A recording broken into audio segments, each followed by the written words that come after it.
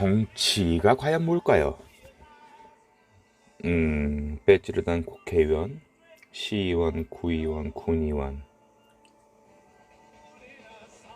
떼돈을 벌겠죠.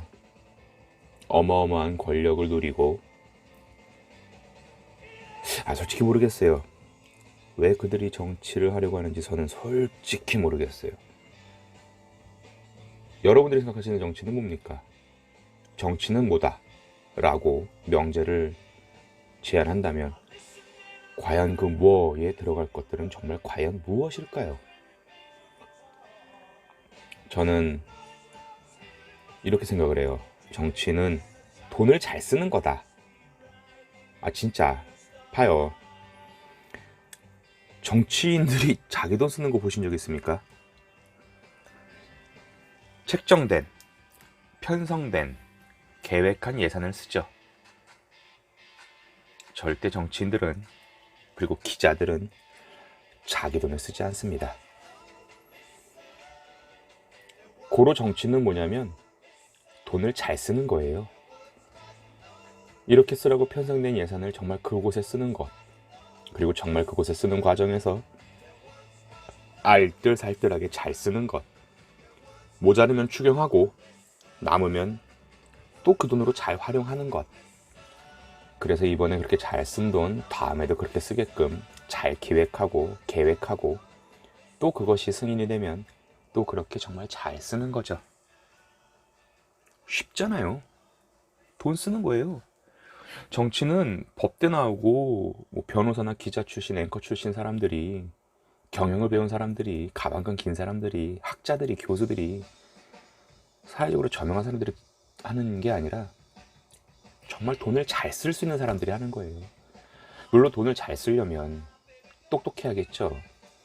돈을 써본 사람이 쓰겠죠. 고기도 먹어본 놈이 먹는다고 했으니까. 근데 제가 이렇게 보면 얼마 살진 않았지만 그간에 우리 정치인들은 과연 돈을 잘 썼는가 심각하게 고민해보게 됩니다. 사실 그 누구도 관심 갖지 않고 저 혼자만 즐겁고자 시작한 유튜브에서 정치 얘기를 절대 안 하려고 했어요. 정치적 발언도 하고 싶지 않았고. 그런데 요 며칠, 특히 지난주죠, 머리가 깨질 듯이 아프더라고요. 하루 종일, 일주일 내내. 근데 그것이 과연 정치 탓일까? 사실 또 그것도 아니었을 거예요. 근데 또 돌이켜보면 누군가 그랬죠. 총수라고 하면 알 사람들은 알겠지만 우리 보편적 시민들이 정치로 하여금 스트레스를 받아야지만 국가가 발전을 한다. 정치는 어떤 특정 계층들의 관심사를 뛰어넘어서 국민 모두, 서민 모두의 정서적 이해구조 속에 밑바탕이 되고 그 스트레스로 인해서 더 거듭나고 업그레이드가 되어야 되는 컨텐츠의 일부일 뿐이다. 제가 좀 살을 붙였습니다. MSG를. 그래서 저도 결국 지난 한 15년 전부터 10년 전부터 제 나이 30대부터 정치로 인해서 스트레스를 받았고 머리가 아픕니다. 참여정치, 직접정치도 어떻게 보면 아무튼 하고는 있는데 내가 하는 이 액션들이 얼마나 큰 영향을 주는지는 솔직히 가늠이 안 가요. 미비하겠죠. 하지만 저는 계속 이어나갈 것입니다. 그래서 서론이 굉장히 길었네요. 3분 59초 4분째. 그래서 저는 오늘부터는 매주 하겠습니까? 솔직한 얘기로. 어떤 주는 2번도 얘기할 거고 어떤 주는 또 빠뜨리겠지만 생각이라는 소주제로 주차별 그 주에 이슈가 됐던 이야기들을 제 나름대로의 생각으로 정리를 해보려고 합니다. 쿠팡물류 창고에서 불이 났습니다. 억수로 넓은 그곳에 불이 났고 어쩌다 보니 소방관 경력 27년차의 베테랑 대장님께서 고립이 되었습니다.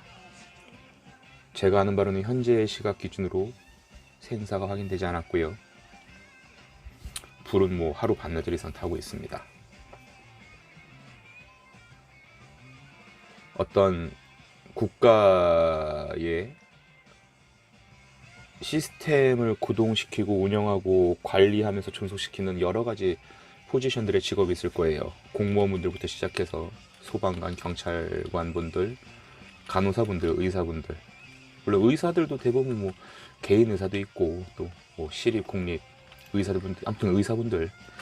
근데 그 중에서 소방관 분들을 떠올리면 왜 이렇게 가슴이 메어지는지 모르겠습니다. 우리나라의 정서가 그분들의 노고에 합당하는 타당한 대우를 해주지 못했기 때문이기도 할 것이거니와, 또 말도 안 되는 이면주차, 골목주차들로 인해서 그분들의 업무 방해인 이야기들도 심심치 않게 드러나고 있고요. 무엇보다 자신의 목숨보다 국민의, 시민의 안전과 생명을 위해서 더 노력하시는 그분들에게만큼은 우리가 절대적인 관심과 지지를 보내야 된다는 게 저는 사실 시민으로서 갖고 있는 생각인데요. 오죽하면 이런 이야기도 얼마 전에 들었어요. 소방관이 되고 가장 처음 선배들한테 듣는 여러 가지 조언들 중에 하나가 그거래요. 출근길에 방 청소하고 나오는 거. 왜냐면 그날 근무하다가 죽을 수도 있거든. 그럼 부모님이 살던 집에 올 텐데 방이 지저분하면 부모님 마음이 무너질 테니까 깨끗한 방이라도 보여드리려고 매일 아침마다 청소를 하고 나온답니다. 이렇습니다. 우리의 소방관님들은 멋진 분들입니다. 한때 우리나라에서 소방관이라는 주제로 영화도 몇 편 나왔었어요. 뭐 사이렌이 맞나? 기억도 안 난다. 그 왜 유지태도 나오고, 맞네, 여기 사이렌. 신현준, 정준호, 장진영 나왔던 사이렌도 있고, 요거랑 또 유사한 시기에 나왔던 영화도 있었고. 물론 솔직히 근데 관심 없습니다. 이때 영화들. 제게 있어서 소방관에 관련된 영화는 분노의 영유, 백투레프트가 최고죠. 아십니까? 론 하워드 감독. 이 감독이 누구냐면 뭐 뷰티풀 마인드, 뭐 어떻게 설명을 해야 되나. 어마어마한 오라질 감독입니다.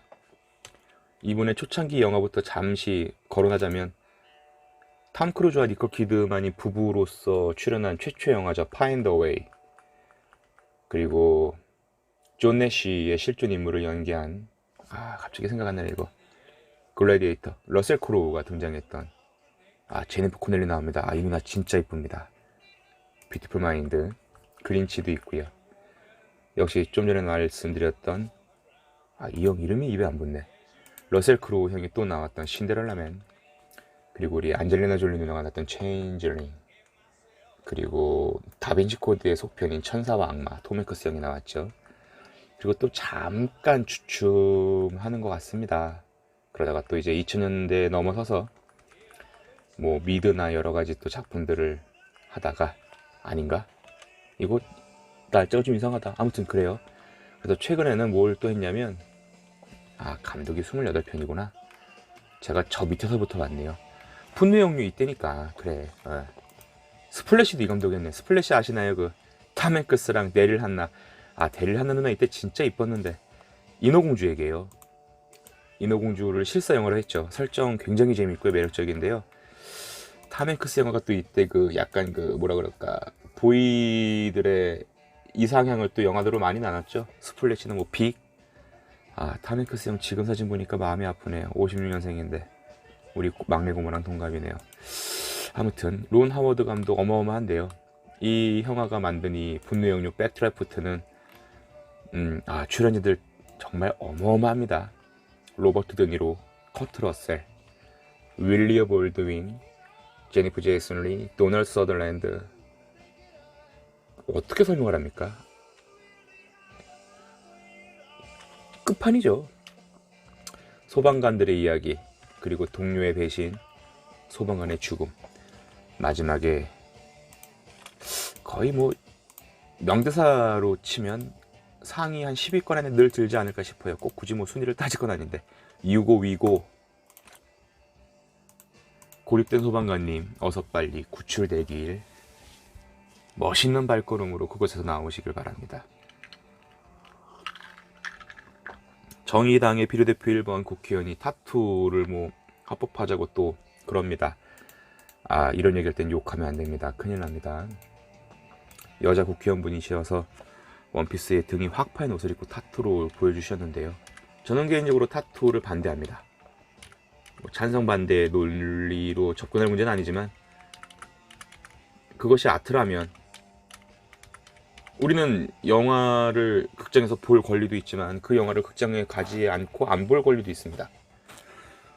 사실 모든 예술은 철저하게 상업적이죠. 상업적이지 않은 예술은 없는데 이 얘기는 또 나중에 한번 정말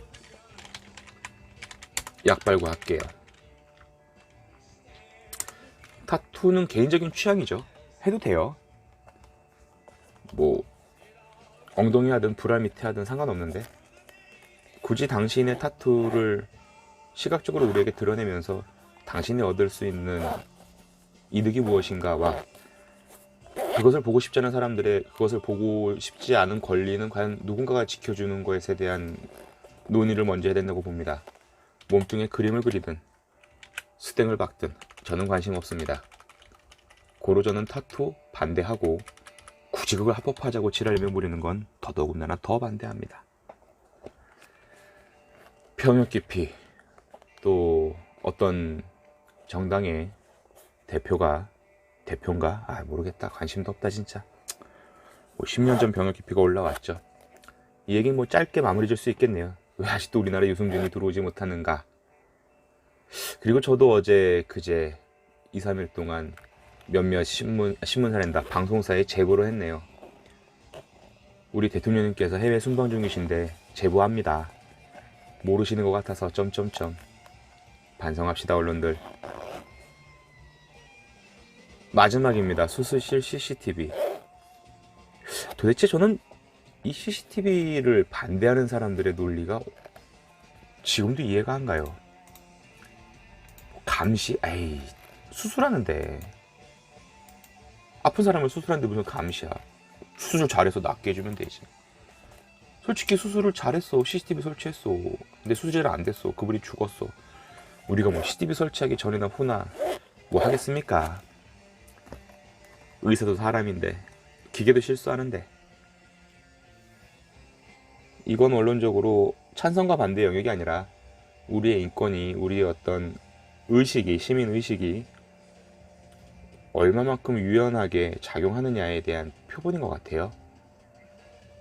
왜 우리가 투표에 4가지 원칙이 있다고 하잖아요. 뭐 비밀 투표, 직접 투표,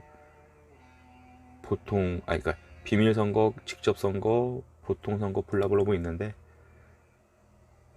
수술실의 CCTV는 CCTV의 개념이 아니라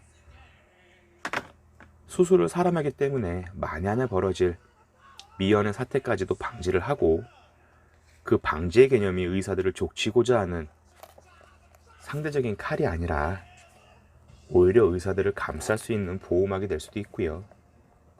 그리고 무엇보다 그동안 너무나 쉽게 자행해오던 대리수술과 어처구니 없는 사례들이 너무 공공연하게 노출되었기 때문에 그것들을 막자고 하는 사회적인 마지막 장치 같은 건데 이걸 또 반대합니다.